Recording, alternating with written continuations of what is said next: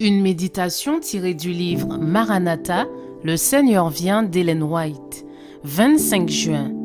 Évangéliser les villes depuis l'extérieur. C'est pourquoi, sortez du milieu d'eux et séparez-vous, dit le Seigneur. Ne touchez pas à ce qui est impur et je vous accueillerai. Je serai pour vous un père et vous serez pour moi des fils et des filles. 2 Corinthiens 6, verset 17. En tant qu'observateurs des commandements de Dieu, nous devons quitter les grandes villes. Comme Enoch, nous devons évangéliser dans les villes, mais sans y habiter nous-mêmes. Nos institutions devraient être placées aussi loin que possible des villes. Il nous faut des employés pour ces institutions.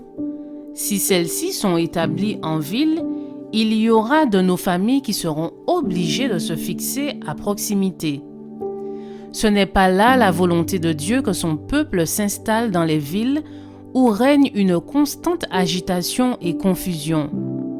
Leurs enfants devraient en être épargnés car tout le système est démoralisant par la hâte, la précipitation et le bruit.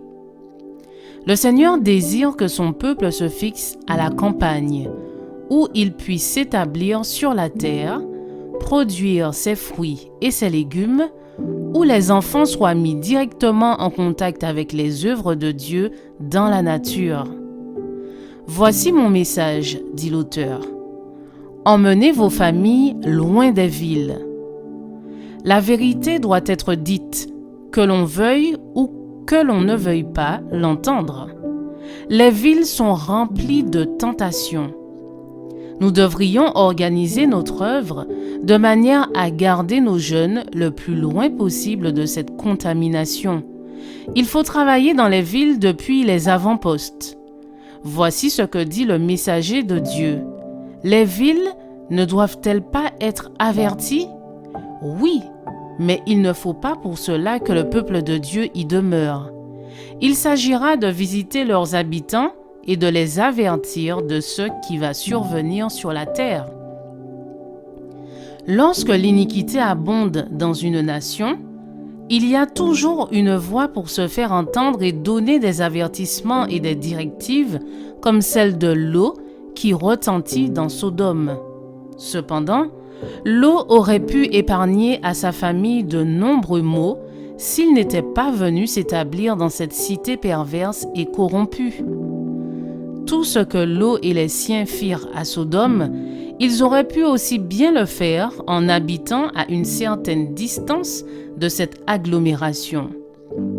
Enoch marcha avec Dieu, mais il ne vécut jamais dans un milieu urbain, corrompu par toutes sortes de violences et de perversité, comme ce fut le cas de Lot à Sodome.